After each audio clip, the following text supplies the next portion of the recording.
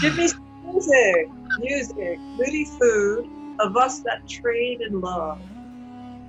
The music, ho! Oh. Let it alone. Let's do billiards. Come, Charmian. My arm is sore. Let's play with Mardian.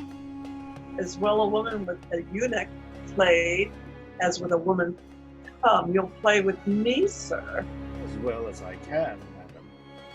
If goodwill is should. And when goodwill is showed, thought come too short, the actor may plead pardon. I'll none now. Give me mine angle. We'll do the river there. My music playing far off, I will betray tawny finned fishes. My bended hooks up here's. There's slimy jaws as I draw them up. I think of every one in Antony and say, aha, you're caught. 'Twas merry when you waggered on your angling, when your diver did hang a saltfish on his hook, which he with fervency drew up. That time, times, I taught him out of patience, and that night I laughed him into patience, and next morn ere the night hour, I drunk him to his bed, then put my tires and mantles on him, whilst I wore his sword, Philippine. Enter a messenger. Oh, from Italy, ram thy fruitful tidings in my ears, that long time have been barren. Madam. Antonius dead? If they say so, villain, thou kill'st thy mistress, but well and free. If thou so yield him, there is gold, and here my bluest veins to kiss, a hand that kings have and trembled, kissing. First, madam, he is well. Why, there's more gold, but Sirrah, mark, use. To say dead are well, bring it to that, the gold I give thee, while I melt down thy ill-uttering throat. Good madam, hear me. Well, go to thy will. If there's no goodness in thy face, if Antony be free and healthful, so tart a favor to trumpet such good tidings. If not, well, thou should come like a fury crowned with. Will it please you hear me?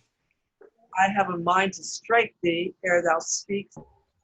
Yet if thou say Antony lives is well, or friends with Caesar, or not captive to him, I'll set thee in a shower of gold and hail rich pearls upon thee. Madam, he's well. Well said. And he's friends with Caesar. Thou art an honest man. Caesar and he are greater friends than ever. Make thee a fortune from me. But yet, madam. I do not like but yet. It does allay the good precedents, fie upon, but yet is as a goer to bring forth some monstrous malefactor. Prithee, friend, pour out the pack of matter to mine ear, the good and bad together. He's friends with Caesar, in state of health, thou sayest, and thou sayest free. Free, madam. No, I said no report. He's bound unto Octavia. For what turn? For the best turn in the bed. I am pale, Charmian. Madam, he's married to Octavia. Most infectious pestilence upon me. Oh, good madam, patience. What say you hence? Ow! Or I'll spurn mine eyes like balls before me. I'll unhair thy head. No. Fire and stewed in brine, smarting and lingering pickle. Gracious madam, I do but bring the news made not by the match. Say 'tis not so. A province I will give thee, and make thy fortunes proud. The blow thou hast shall make the peace remove me to rage. I will boot thee with what gift beside thy modesty beg. He's married, madam. Rogue, thou hast lived too long. Oh, no, nay, then I'll run. What means you, madam? I have done no fast. Good madam, keep yourself within yourself. The man is innocent. Innocent escape not the thunderbolt. Melt Egypt into Nile, and kindly creatures turn all to serpents. Call the slave again. Though I am mad, I will not bite him. Call. He is afeard to come. I will not hurt him. These hands do lack nobility. That they strike a meaner than myself, since I myself have given myself the cause. Come hither, sir. Now, it be honest, it is never good to bring bad news. Give to a gracious message, and host of tongues, but let ill tidings tell themselves when they be felt. I have done my duty. Is he married? I cannot hate thee worse than I do, if thou again say, yes. He's married, madam. The gods confound thee. Thou hold there still. Should I lie, madam? Oh, I will. I would thou didst. So half my Egypt were submerged and made a cistern for sealed snakes. Go get thee hence. Hast thou Narcissus in thy face to me? Thou wouldst appear most ugly. He is married. I crave your highness's pardon. He is married. Take no offense that I would not offend you. To punish me for what you made me do seems much unequal. He's married to Octavia. Oh, that his fault should make a knave of thee. Thou art not what thou sure of. Get thee hence. The merchandise which thou hast brought from Rome are all too dear for me. Lie they upon thy hand, and be undone by them. Oh, yes, ma'am. Good your highness, patience. In praising Antony, I have dispraised Caesar. Many times, madam. I am paid for now. Lead me from hence. I faint, O Aris. Charmian, to no matter. Go to the fellow, good Alexis. Bid him report the feature of Octavia, her years, her inclination. Let him not leave out the color of her hair. Bring me word quickly. Let him forever go. Let him not, Charmian, though he be painted one way like a Gorgon, the other way a Mars. Bid you, Alexis. Bring me word now how tall she is. Pity you, Charmian, but do not speak to me. Lead me to my chamber.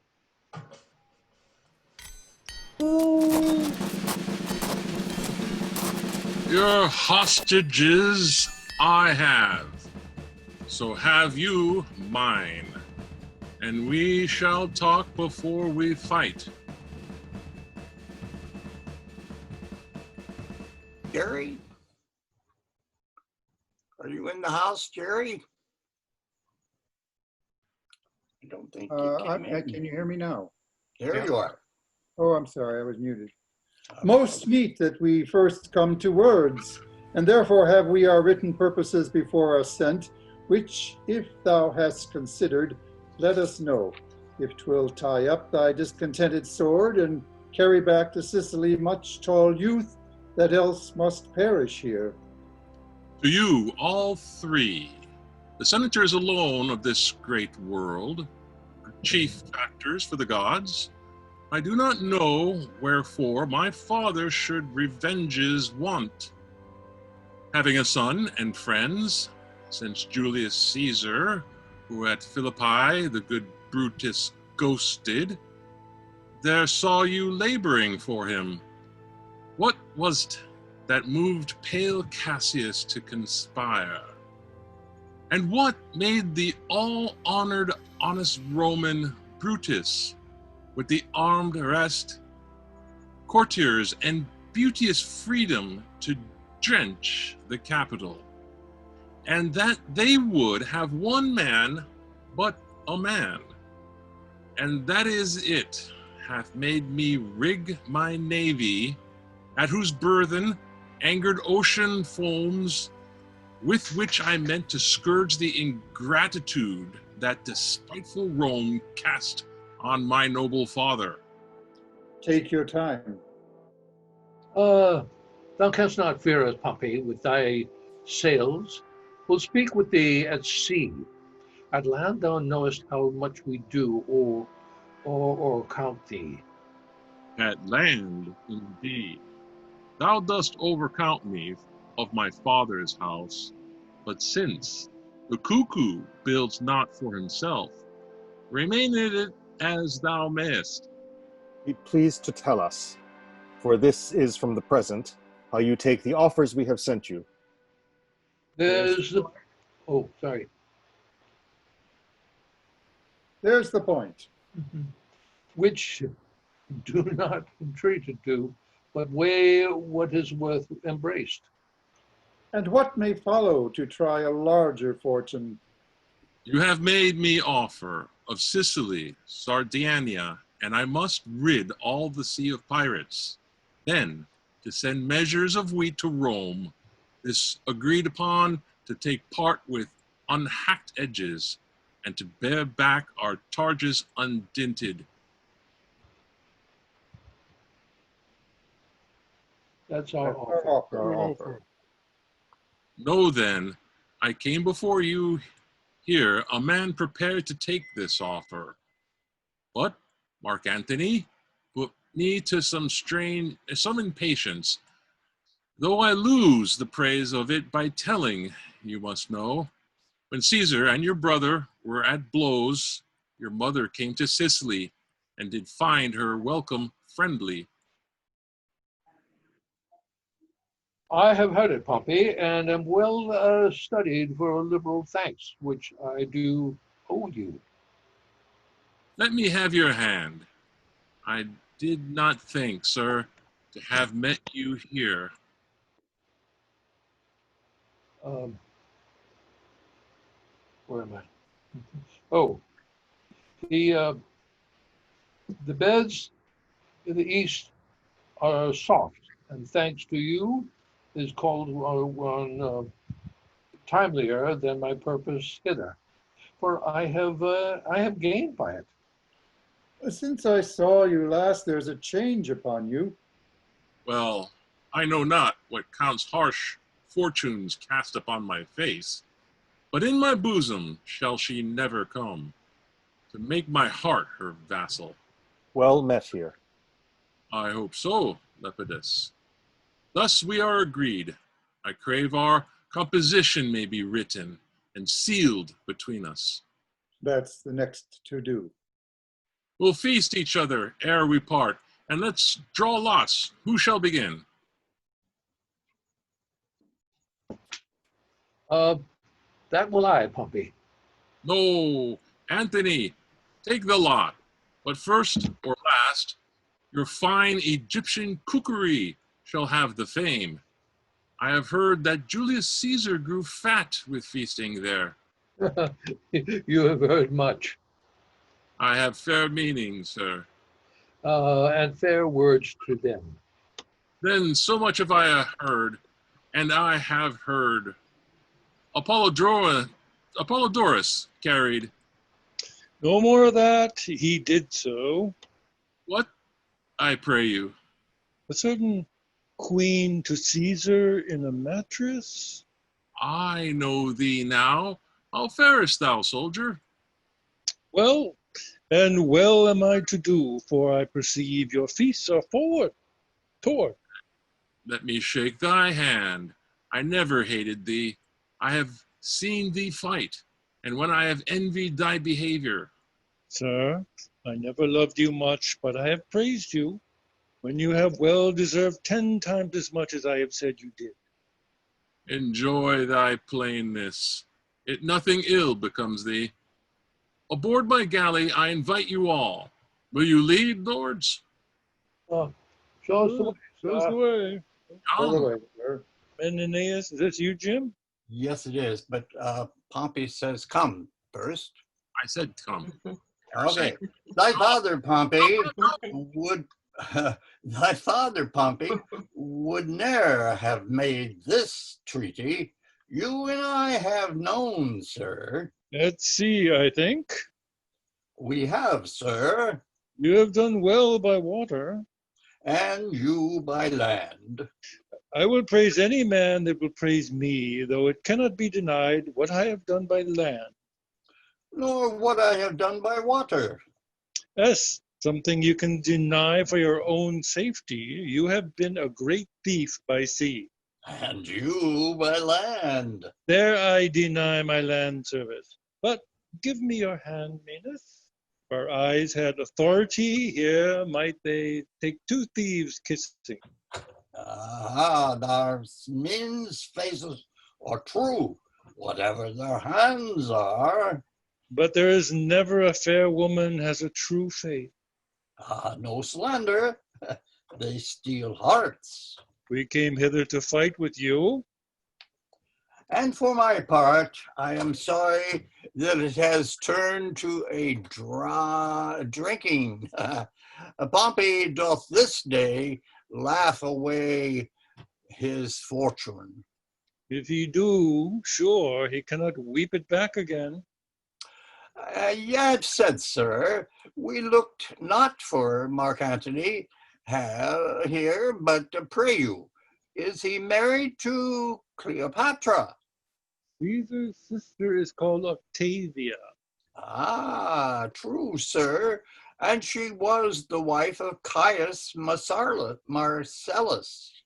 But she is now the wife of Marcus Antonius. Pray you, sir? It is true. Then is Caesar and he forever knit together. If I were bound to divine of this unity, I would not prophesy so. I think the policy of that purpose made more the marriage than the love of the parties. I think so too. But you shall find the band that seems to tie their friendship together will be the very strangler of their amity. Octavia is of a holy, cold, and still conversation. What would not have his wife so? Not he that himself is not so, which is Mark Antony. He will to his Egyptian dish again. Then shall the sighs of Octavia blow the fire up in Caesar, and as I said before, that which is the strength of their amity shall prove the immediate author of their variance. Antony will use his affection where it is. He married, but his occasion here. And thus it may be. Come, sir, will you aboard? I have a health for you. I shall take it, sir. We have used our throats in Egypt. Come, let's away. All right, so we'll skip scene 7 and go all the way, because that is a song and everything. Everybody gets drunk in that scene. So we'll go right on into Act 3, Scene 1. Starts with Ventidius. And I'm just checking to see who's reading that. I am. I got it. Okay, good. You ready? Act 3, Scene 1. All right. Now, darting Parthia, art thou struck, and now pleased fortune does Marcus Crassus' death make me revenger. Bear the king's son's body before our army.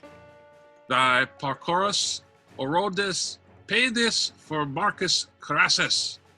Noble Ventidius, while till the Parthenian blood, the sword is warm, and the fugitive Parthenian follow, spur after Media, and Mesopotamia, and the shelters whither the routed fly, so that grand and Captain Antony shall set thee in triumphant chariots, and put garlands in thy hand. Oh, Silas, I have done enough. A lower place, note well, may make too great an act. For learn this, Silas, better to leave undone than by our deed acquire too high a fame, when him we serves away. Caesar and Antony have ever won more in their officer than person. Sosius, one of my place in Syria, his lieutenant, for quick accumulation of renown, which he achieved by the minute, lost his favor.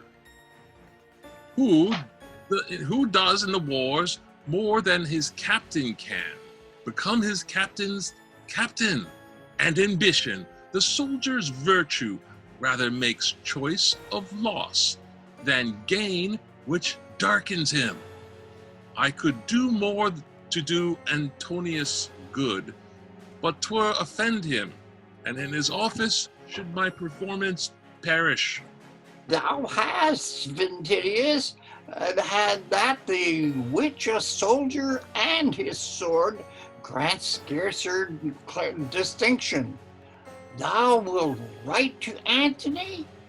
I humbly signify what is in his name, that magical word of war we have affected, how with his banners and his well-paid ranks, the ne'er-beaten horse of Parthia, we have jaded out of the field. Where is he now? He purposed to Athens, whither, with what ways haste and weight we must convey with which will permit. We shall appear before him. On there, pass along.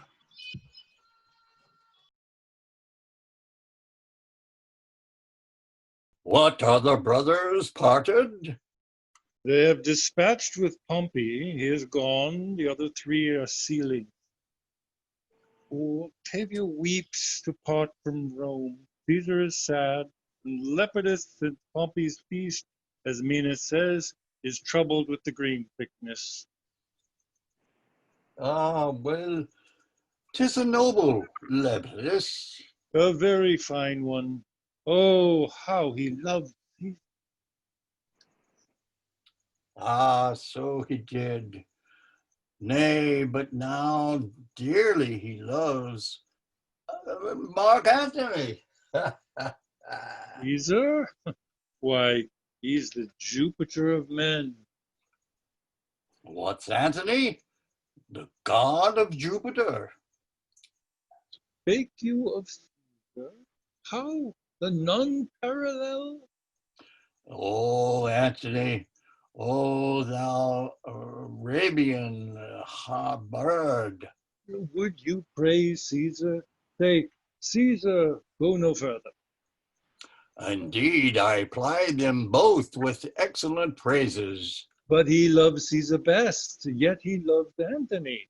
Oh, heart, tongue, figure, scribe, bard, poet cannot think, speak, cast, write, sing, number. Oh, this love to Antony. But as for Caesar, kneel down and wonder.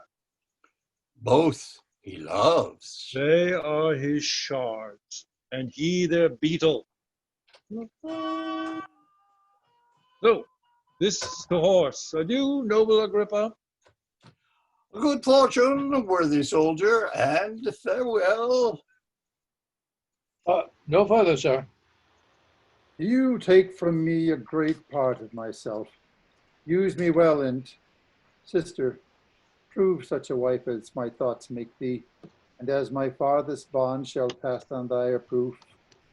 Most noble Antony, let not the piece of virtue which is set betwixt us as the cement of our love, to keep it builded, be the ram to batter the fortress of it. For better might we have loved without this mean, if on both parts this be not cherished? Make me not offended in your distrust. I have said, You shall not find, though you be therein curious, the least cause for what you came to fear. So the gods keep you and make the hearts of Romans serve your ends.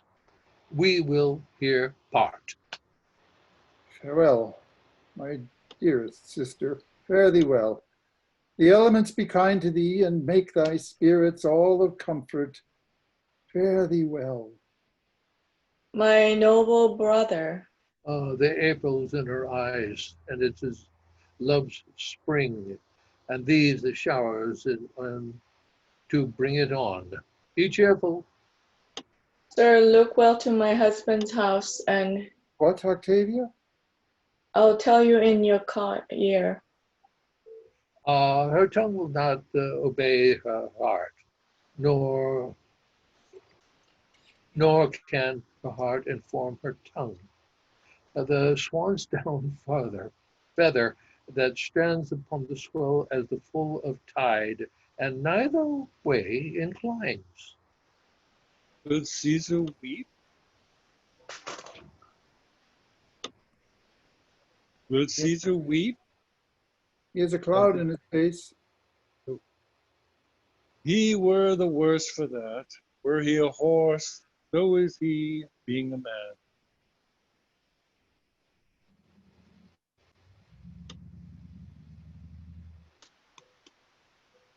Barbus, when Antony found Julius Caesar dead, he cried almost to roaring, and he wept when at Philippi he found Brutus slain.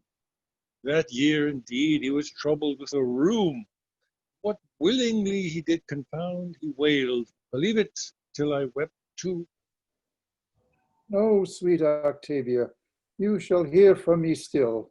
The time shall not outgo my thinking on you. Come, sir, come, I'll wrestle with you in my strength of love. Look, here I have you, then I let you go, and give you to the gods. That you be happy.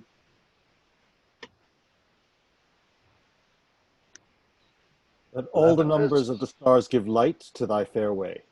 Yes. Farewell, farewell. Farewell.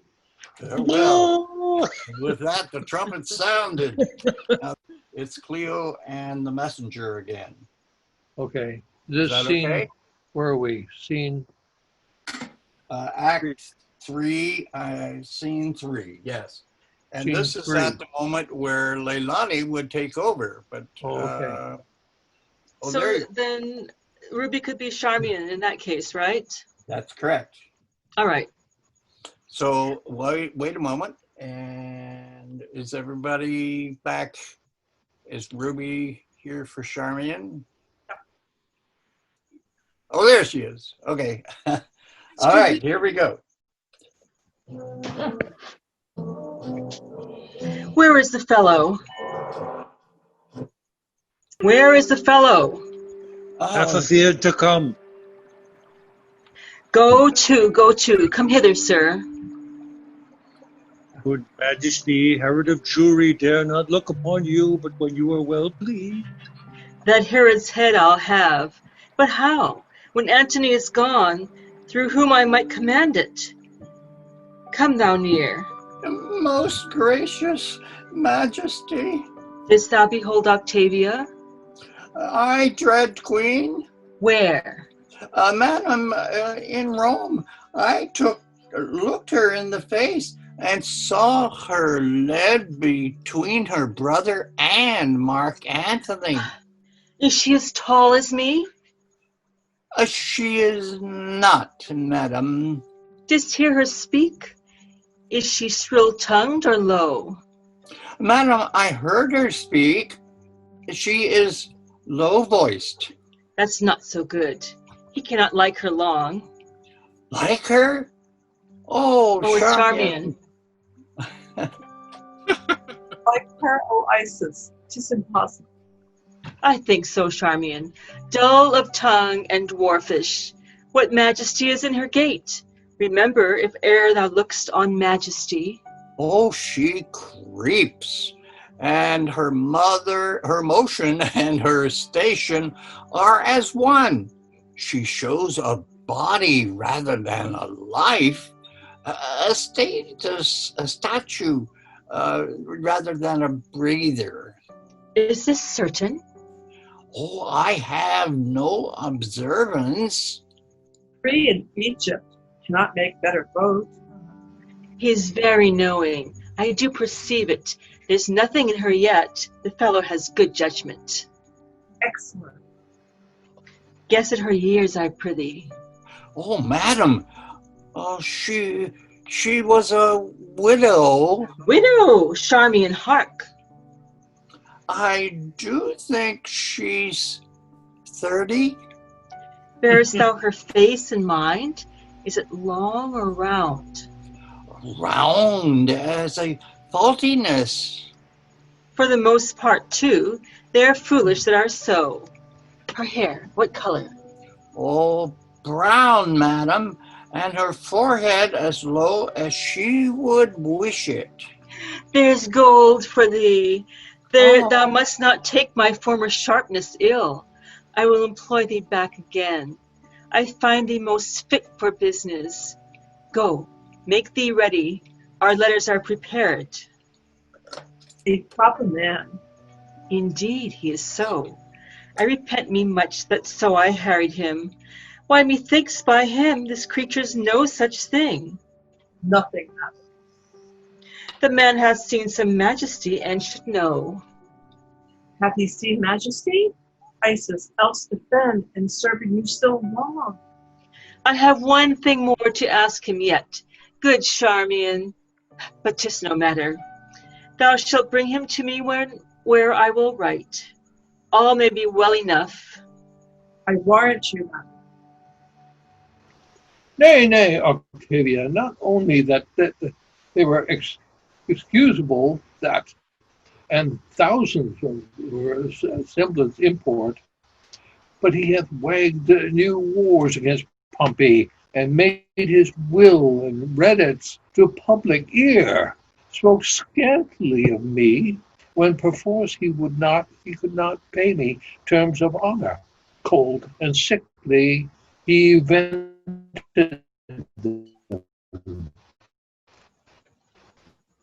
most narrow measures to let me win the best him was given him. He knotted it from his teeth.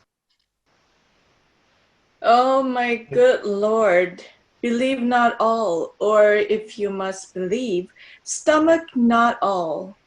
A more unhappy lady, if this division chanced here, stood between praying for both parts. Sure the good gods will mock me presently, when I shall pray, O bless my Lord and husband. Undo that prayer by crying out as loud, O bless my brother, husband win brother, praise and destroys the prayer, no midway twixt these extremes at all.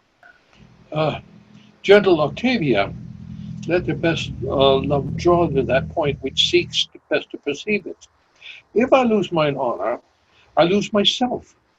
Better I would not yours, that yours was so branchless. But as you requested, yourself shall go between us. In the meantime, lady, I'll raise the preparations of a war. You shall stain your brother. Make your soonest haste, and so to your desires are yours. Thanks to my Lord, the Jove of power, make me most weak, your reconciler. Wars twixt you betwain would be as if the wood should cleave, and that slain man should solder up the rift. Oh, when it appears to you where this begins, turn your displeasure that way, for our faults can never be equal to that so that your love can equally move with them. Provide your going, choose your own company, and command what cost your heart has mind to. How now, friend Eros? There's strange news come, sir. What, man? Caesar and Lepidus have made wars upon Pompey. This is old. What is it suggest? Caesar, having made use of him in the wars against Pompey, presently denied him rivalry, would not let him partake in the glory of the action, and not resting there, accuses him of letters he had formerly wrote to Pompey. Upon his own appeal, seizes him, so the poor third is up, till death enlarges confine. Then, world, thou hast a pair of chaps no more, and throw between them all the food thou hast. They'll grind the one the other. Where's Antony?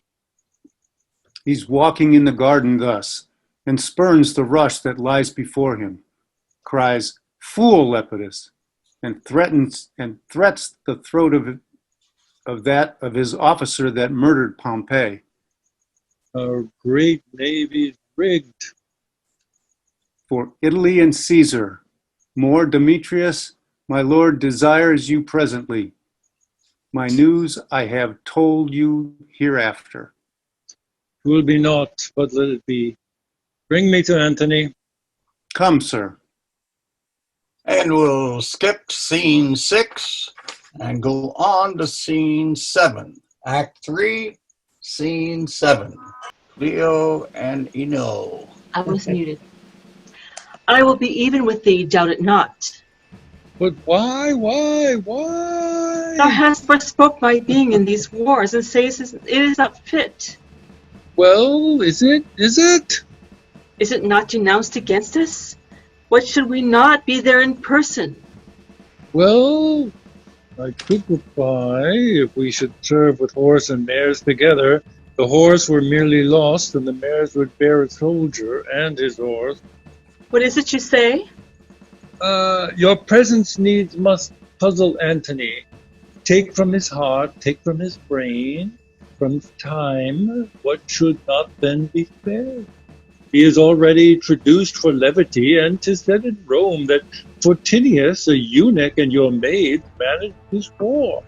Sink Rome, and their tongues rot that speak against us. A charge we bear in the war, and as the president of my kingdom will appear there for a man. Speak not against it, I will not stay behind. Nay, I have done. Here comes the emperor. Is it not strange, Fastidius, that from Tarentum and Brundusium, he so quickly cut the Ionian Sea and taken Teroin? You have heard on it, sweet? Celerity is never more admired than by the negligent. Good rebuke, which might have well become the best of men, to taunt at slackness. Canidius,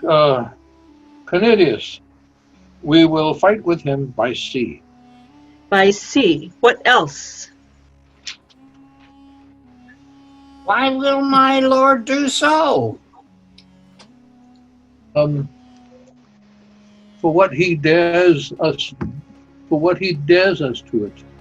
So hath my lord dared him to single fight? And to wage this bank at Pharsalus, where Caesar fought with Pompey but these offers, and served not for his vantage, he shaken off, and so should you. Your ships are not well manned. Your mariners are muleteers, reapers, people engrossed by swift impress. In Caesar's fleet are those that have often against Pompey fought. Their ships are yours heavy. No disgrace shall fall you for refusing him at sea. Be prepared for land. By sea. Most worthy sir, you therein throw away the absolute soldiership you have by land. Distract your army, which doth most consist of war-marked footmen. Leave unexecuted your own renowned knowledge. Quite forego the way which promises assurance. and give up yourself merely to chance and hazard from firm security? I'll fight at sea. I have 60 sails, Caesar none better. Our overplus of shipping will we burn, and with the rest fall half men from the head. From the head of Actium, beat the approaching Caesar. But if we fail, we then can do it at land. Thy business? The ruse is true, my lord. He is described. Caesar has taken to reign. Can he be there in person? 'Tis impossible to strange that his power should be. Canidius, our 19 legions, them shall hold by land, and our 12,000 horse will to our ship. Away, my thesis. Oh, how now, worthy soldier? A noble emperor, do not fight by sea. Trust not to rotten planks. You misdoubt the sword and these my wounds. Oh, let the Egyptians and the Phoenicians go a ducking. We have used to conquer, and standing on the earth, fighting foot by foot. Well, away. Oh, by Hercules, I think I am in the right.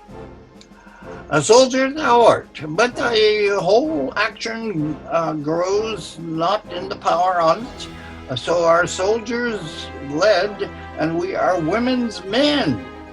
You keep thy land and legions of the horse whole, do you not?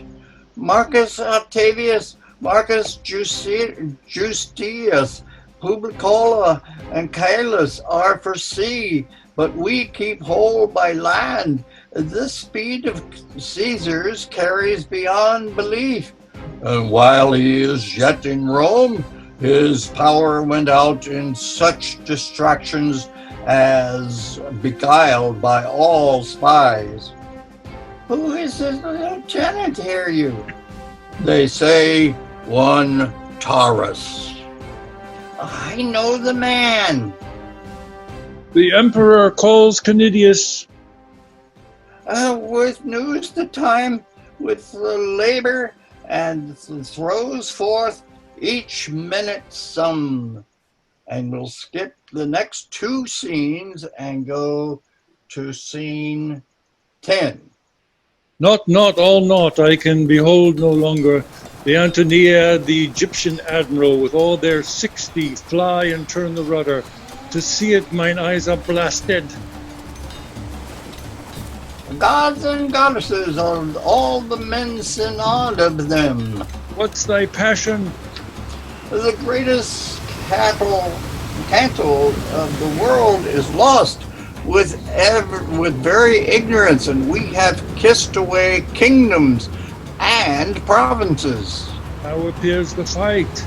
On our side, like the token pestilence, where death is sure, your Ribidon nag of Egypt, whom leprosy overtake in the midst of the night, and when vantage of the pair of twins appeared, both as the same, or rather ours the elder, the breeze upon her like a cow in June, host sails and flies. That I beheld.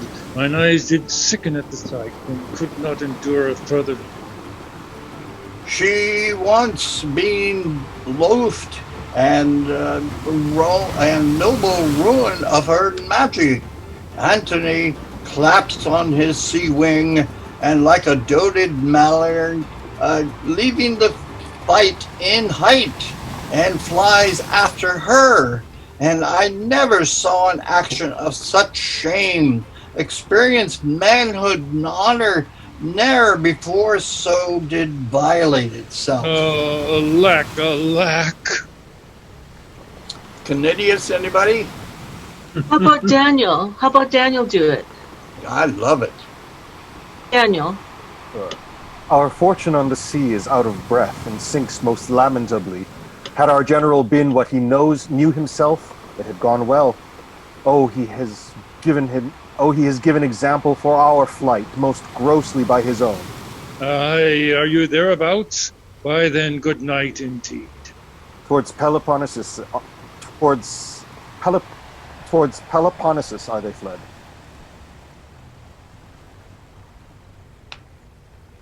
Oh, 'tis easy to it, and there I will attend with further account. To Caesar will I render my legions and my horse. 6 kings already show me the way of yielding. I'll yet follow the wounded chance of Antony, though my reason sits in the wind against me. Now we have Mark Antony. Hark! The lad bids me tread no more upon it. It is a shame to me to best me, beat me, to bear me. Friends, come hither. I am so lated in the world that I have lost my way forever. I have a ship laden with gold. Take that, divide it, fly, and make your peace with Caesar. Fly not we, fly. I have fled myself, and have instructed cowards to run and show their shoulders. Friends, be gone. I have myself resolved upon a course which has no need of you. Be gone. My treasure's in the harbor. Take it.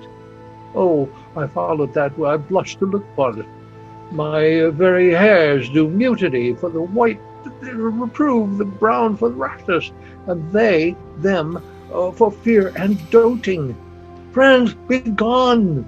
You shall have letters from me to some friends that will sweep your way for you. Pray you, look not sad, nor make replicas of loathness. Take the hint which my despair proclaims. Let that be left which leaves itself.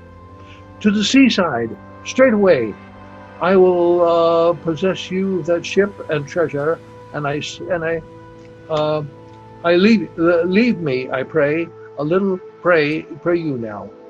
Nay, do so, for indeed I have lost command. Therefore I pray you, I'll see you by and by. Nay, gentle madam, to him comfort him.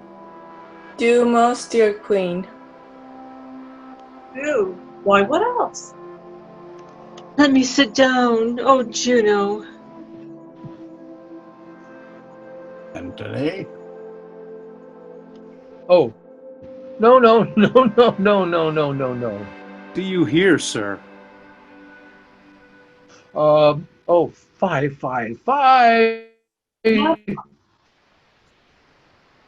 Madam, Madam, oh good empress. Sir. Yes, my lord, yes. He is at Philippi. Kept his sword even like a dancer while I stripped the lean and wrinkled Cassius, and 'twas I that the mad Brutus ended.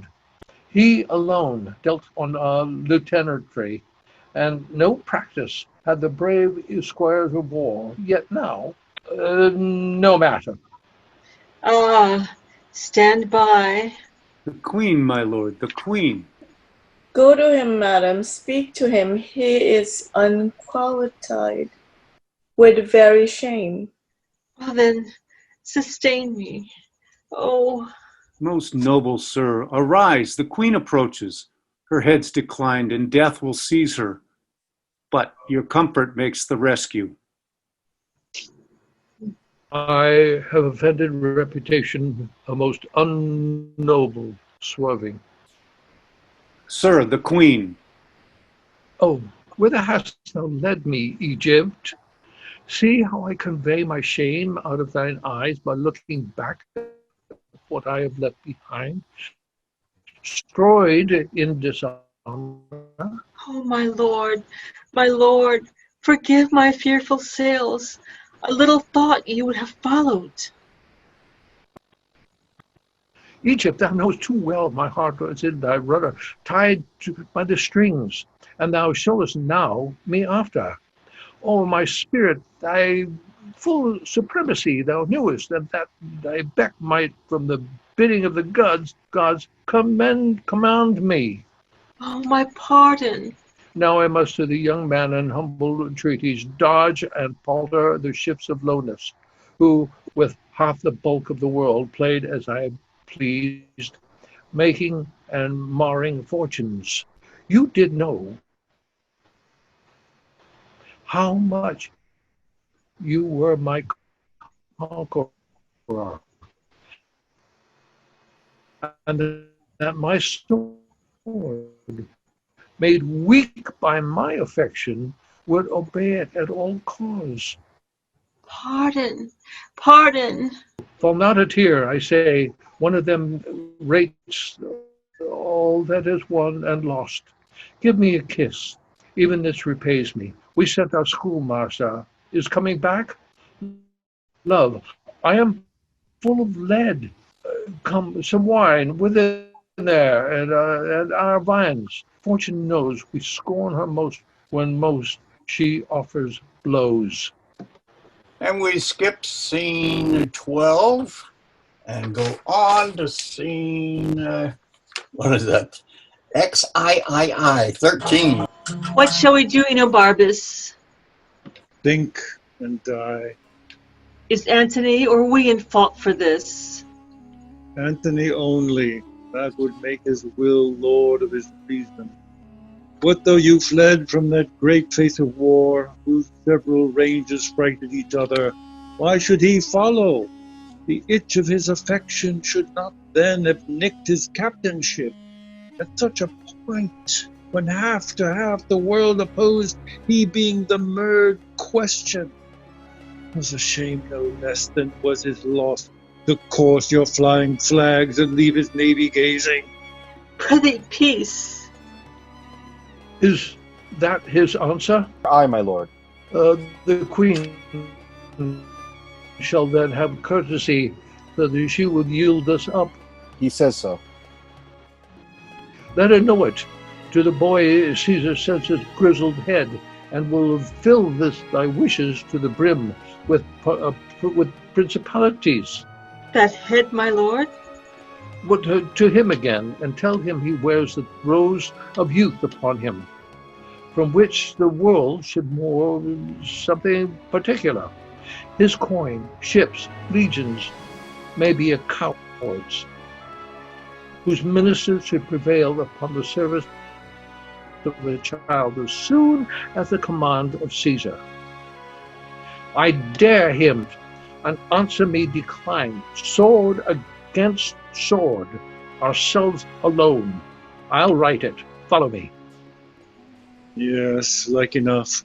I battle Caesar will unstate his happiness and be staged to the show against the sword, or I see men's judgments are a parcel of their fortunes, and things outward do draw the inward quality after them, and suffer all alike. That he should dream, knowing all measures, the full Caesar will answer his emptiness. Caesar, thou hast subdued his judgment. A messenger from Caesar. What, no more ceremony? See, my women, against the blown rose may they stop their nose, that kneeled unto the buds. Admit him, sir. Mine honesty and I begin to square. The loyalty well held to fools does make our faith mere folly. Yet he that can endure to follow with allegiance the fallen Lord does conquer him that did his master conquer, and earn the place of sword. Caesar's will? Hear it apart. None but friends, say boldly. So haply are they friends to Antony. He needs as many, sir, as Caesar has, or needs not us. If Caesar please, our master will leap to be his friend. For us, you know who he is, we are, and that's Caesar. So thus then, thou most renowned, Caesar entreats not to consider in what case thou standest, further than he is Caesar. Go on, right royal. He knows that you embrace not Antony as you did love, but as you feared him. Oh, The scars upon your honor, therefore, he does pity as constrained blemishes, not as deserved. He is a god and knows what is most right. Mine honor was not yielded, but conquered merely. Be sure of that, I will ask Antony. Sir, thou art so leaky that we must leave thee to thy thinking, for thy dearest quit thee. Shall I say to Caesar what you require of him? For he partly begs to be desired to give. It would please him that of his fortunes you should make a staff to lean upon, but it would warm his spirits to hear from me you had left Antony, and put yourself under his shroud, the universal landlord. What's your name? My name is Thyrius. Darius, most kind messenger, say to great Caesar this in deputation. I kiss his conquering hand. Tell him I am prompt to lay my crown at his feet, and there to kneel. Tell him from all his all-obeying breath I hear the doom of Egypt. To your noblest course, wisdom and fortune combating together, if that the former dare but what it can, no chance may shake it. Give me grace to lay my duty on your hand. Your Caesar's fathers oft, when he hath mused of taking kingdoms in, bestowed his lips on that unworthy place, as it rained kisses. Neighbors, by Jove, what that thunders! What art thou, fellow? One that but performs the bidding of the fullest man, and worthiest to have command obeyed. You will be whipped.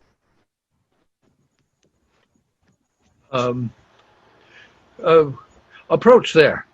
Ah, you kite. Now, gods and devils, authority melts from me. Of late when I have cried, ho, like boys unto amuse a king's ears, I am Antony, yet. Take hence from this jack and whip him. Better playing with a lion's whelp than an old one's eye. Moon and stars, whip him! 20 of the greatest tributaries that do acknowledge Caesar. Should I find them so saucy with the hand of she here? What's her name? Since she was Cleopatra? Whip him, fellows, till like a boy you see him cringe his face and whine aloud for mercy. Take him hence. Mark Antony. Take him away. Being whipped, bring him again, and the jack of Caesar's shall bear us the account to him. You were half blasted ere I knew you, huh? Have I my pillow left unpressed in Rome, forborne of getting of the lawful race, and by a gem of woman to be abused by one that looks on with feeders? Good my lord. You have been a bogler ever.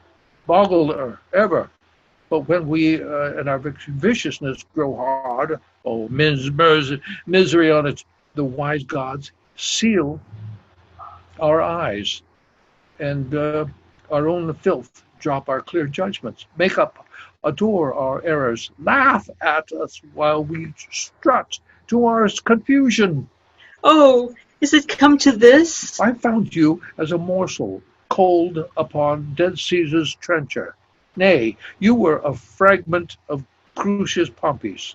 Beside what's hotter yours, unregistered in vulgar fame, you have luxuriously picked out, for I am sure, though you can guess what intemperate should be, you know not what it is. Wherefore is this? To let a fellow that will take rewards and say, God quit you, be familiar with my playfellow, your hand, this kingly seal and plow of high hearts. Oh, that I were upon the hall of Basin to outroar the horned herd, for I have savage cause, and proclaim it civilly were like a halted neck, which does the hangman thank for being yar about him. Is he whipped? Sadly, my Well, I thank both of thee, cried he, and begged a pardon. You did ask a favor. If that thy father live, let him repent thou wast not made his daughter, and be thou sorry to follow Caesar in his triumph, since thou hast been whipped for following him. Henceforth, the white hand of Lady Fever thee. Shake thou look upon it. Get thee back to Caesar. Tell him thy entertainment. Look, thou say, he makes me angry with him, for he seems proud and disdainful, harping on what I am, not what he knew I was. He makes me angry, and at this time most envy 'tis to do it. When my good stars, that were my former guides, have empty left their orbs, and shot their fires into the abysm of hell. If he mislike my speech and what is done, tell him he has Hippocras, the unfragile bondsman, whom he may at pleasure whip or hang or torture, as he like, to quit me. Urge it thus. Hence with thy stripes. Be gone. Have you done yet? Alack, our terrene moon is now eclipsed, and it portends alone the fall of Antony. I must stay his time. To flatter Caesar, would you mingle eyes with one that ties his points? Not know me yet? Cold-hearted toward me? Ah, dear, if I be so, from my cold heart let heaven engender hail, and poison it in the source, and the first stone drop in my neck, as it determines so dissolve my life. The next Caesarian smite, till by degrees the memory of my womb, together with my brave Egyptians all, by the discandying of this pelleted storm, lie graveless till the flies and gnats of Nile have buried them for prey. I am satisfied. Caesar sets down in Alexandria, where I will oppose his fate. Our force by land hath nobly held. Our severed navy, too, hath quit again. And fleet, threatening most sea-like, where hast thou been, my heart? Dost thou hear, lady? If from field I shall return once more to kiss these lips, I will appear in blood, and I and my sword will earn our chronicle. There's hope in it yet. That's my brave lord. I will be treble-sinewed, heartened, brave, and fight maliciously. For when mine hours were nice and lucky, men did ransom lives of me for jests. But now I'll set my teeth and send to darkness all that stop me. Come, let's have one other gaudy night. Call to me all my sad captains, fill our bowls once more, and let's mock the midnight bell. It is my birthday. I had thought to have it held at poor, but since my lord is Antony again, I will be Cleopatra. We will yet do well. Call all his noble captains to my lord. Do so.